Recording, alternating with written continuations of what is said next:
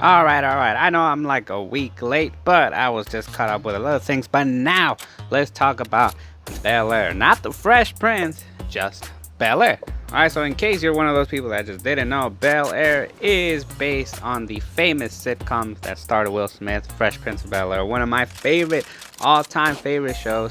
But the producers, the creators were like, why don't we change it up a bit and add a serious tone? What if the Fresh Prince of Bel-Air was actually more realistic as opposed to just family friendly and comedic and all that?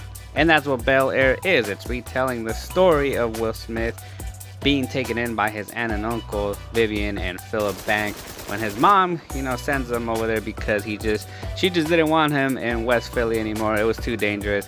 But it tells it in a way where it's like more realistic. What it would be like if it was actually for real. What I really dig about this show is that it tries to be its own thing.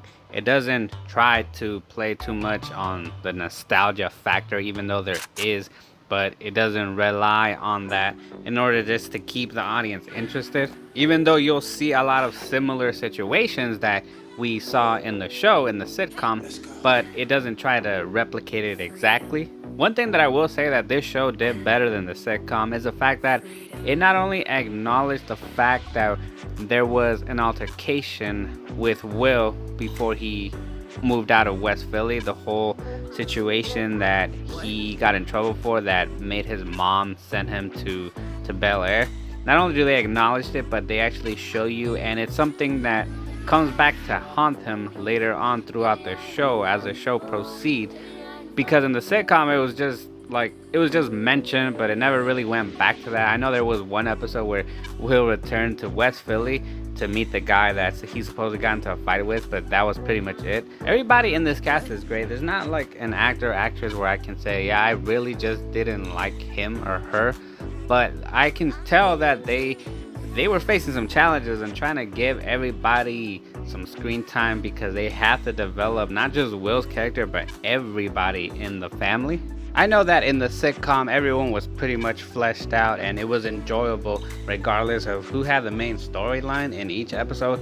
But in the show, in this Peacock series, it's more challenging because it's trying to be serious. And personally, I didn't really care much about whatever each character got going on, whatever their problem was, because sometimes it wasn't focused on Will, just like how in the sitcom. Sometimes it didn't have to do with Will, but the fact that Will was in there is what made it funny, is what brought the humor.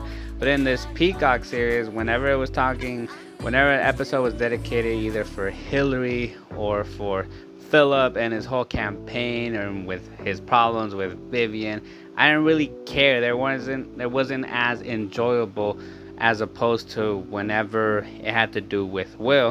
But I will say that the one character that I actually found myself really interesting was Carlton's character, because he's very flawed, and the fact that he's very flawed almost made it kind of like if he was stealing the attention away from Will. A lot of the times I found myself caring for him more than Will. You really do feel for this dude because he feels like his parents' love is going more towards Will. Like Will's getting all the attention and he's dealing with all his anxieties. He's over there dealing with his drug addictions, and he cares a lot about his image at school. And then when we add the whole dynamic with Will, whenever it was just between those two characters, that's when I was really enjoying the show more. I didn't really care about anything else.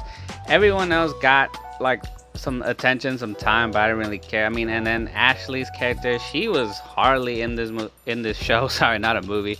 Jeffrey's character was hardly in it too. He would just show up and say a few things, and that was it. Ashley was just, I feel like she was just like a checklist in order for the show to acknowledge LGBTQ community or something, because they made the character lesbian. Apparently that's one of the big major changes in the show. Other major issue that Will always dealt was the fact that his dad abandoned him and his mom, the fact that his dad was never there. So that's something that I believe is going to play really well also later on in the future. I mean, this is something that was not only mentioned, but towards the end, spoiler alert if you haven't seen it, I mean, I'm just going to spoil it.